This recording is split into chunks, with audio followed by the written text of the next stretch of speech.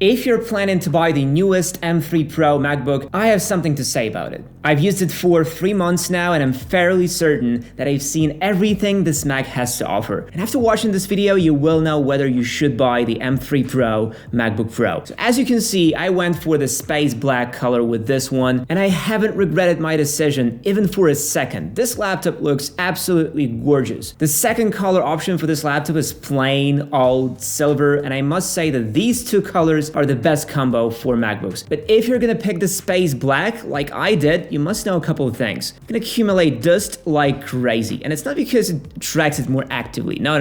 The dust is just more visible on the black than on silver. So I found myself wiping the laptop clean every few days or so. But hey, if you're not a neat freak like I am, this is a non-issue. Aside from collecting dust, space black coating is not getting fingerprints that often, which is a stark departure from the M2 MacBook Air that was notorious for accumulating fingerprints. Anyway, get yourself a black MacBook. If you're gonna go for this one, you're not gonna regret it. By now, you're probably expecting me to tell you about the performance of the M3 Pro chip and all the things you could do with it. Usually in tech reviews, we hear a lot about video editing, music creation, 3D, and so on. And although all these things are definitely what a typical buyer of this MacBook Pro would do, I often see people buying these machines for more casual things. And for those people, that sheer performance isn't the most important part. I've talked to some of those people and found out that the main reason for them to buy a Pro MacBook is the longevity they get with it. People buy MacBook Pro once, and for 5 or even more years,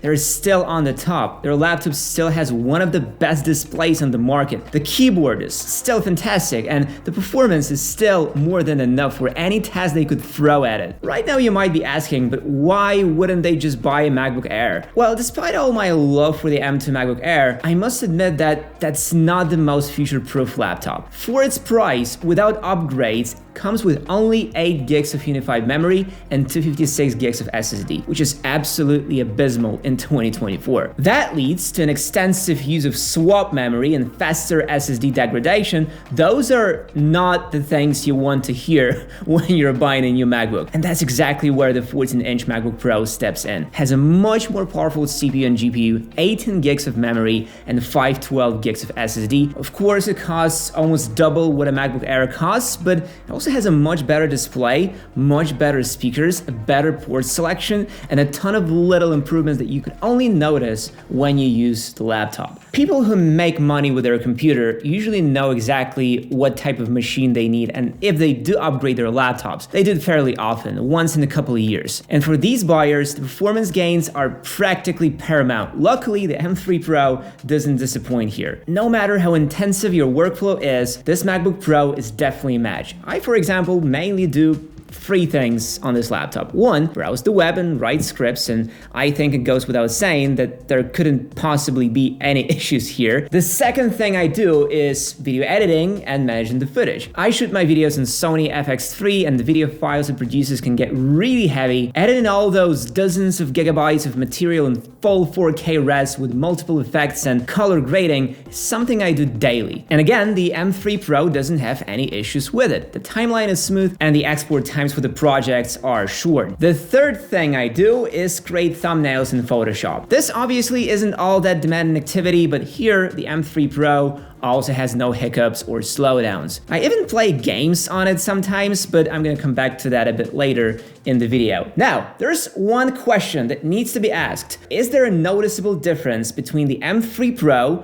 and the M2 Pro? Not really. And there is not that much of a difference between the M3 Pro and the M1 Pro either. This brings me to the idea that you might not like. If you own a MacBook Pro with M1 Pro or M2 Pro, and you hope to buy the M3 Pro and get an incredible boost in performance, you're not gonna get that. In this case, I recommend you going for the M3 Max, because that's where all the performance truly is. It's a much more expensive option, but if you really want a noticeable performance boost, then the M3 Max is your only option. I am not denying the performance boost that you could get if you switch even from the M2 Pro. It's definitely real, especially in terms of the GPU, but it's not as big of a jump as you would expect from a newer model. And since I've mentioned the improved GPU, it's time to talk about games on Mac.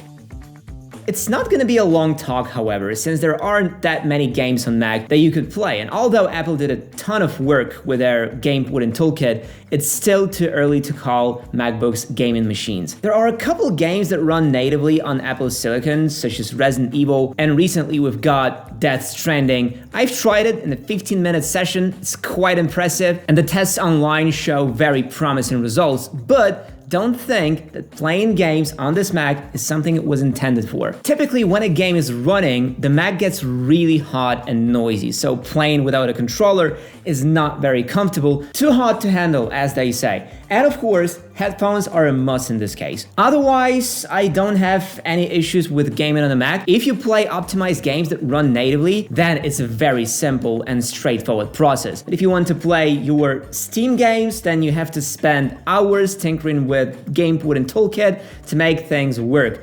But I digress. In those months of using this MacBook, I've also noticed one very interesting thing. It has a pretty strong low power mode. The efficiency cores in the M3 Pro got so powerful that even demanding apps work great. For example, the timeline during video editing is just as responsive. The only thing different is the export times. They are a tad bit longer. And this mode also does wonders with the battery life. When I was using the M2 Pro MacBook, I was typically getting around 8 hours of intensive work in a single charge with a maxed out brightness. The M3 Pro can last for 9 or 9.5 hours, all thanks to the improved efficiency of the SoC. Another thing that I want to touch on will be important to my fellow video editors. If you have the M1 Pro or the M2 Pro MacBook, don't expect a drastic difference in video editing performance. And the reason for that are the encoders, which are basically the same on all of these laptops. The only real difference is that the M3 Pro has a special encoder-decoder for the AV1. That's it. If you're really serious about video editing, just go for the M3 Max.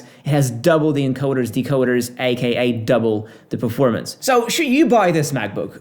In my opinion, there are only two types of people for whom this laptop is perfect. One, people who are using the Apple Silicon MacBook Air and need more performance. Because if you already have an Apple Silicon computer, there is no point in staying within the same generation. You need to make the jump. The second group of people is the owners of Intel-based MacBooks. By this point, it's been almost 4 years since Apple Silicon took over, and there still are people who use Intel MacBooks for their work. If you're one of them, then you definitely should buy this Mac. This will be a monumental jump in both performance and quality of life. Trust me, the ProMotion display alone is worth the upgrade. And if you own the M1 Pro or the M2 Pro and feel okay, then you definitely shouldn't spend your money on this one. Wait for something newer for the M4 Pro or even the M5 Pro. At least that's what I would have done if I was you. And by the way, if you decide to buy this MacBook, we have a great video with typical mistakes that you could make. Thanks for watching and see you soon.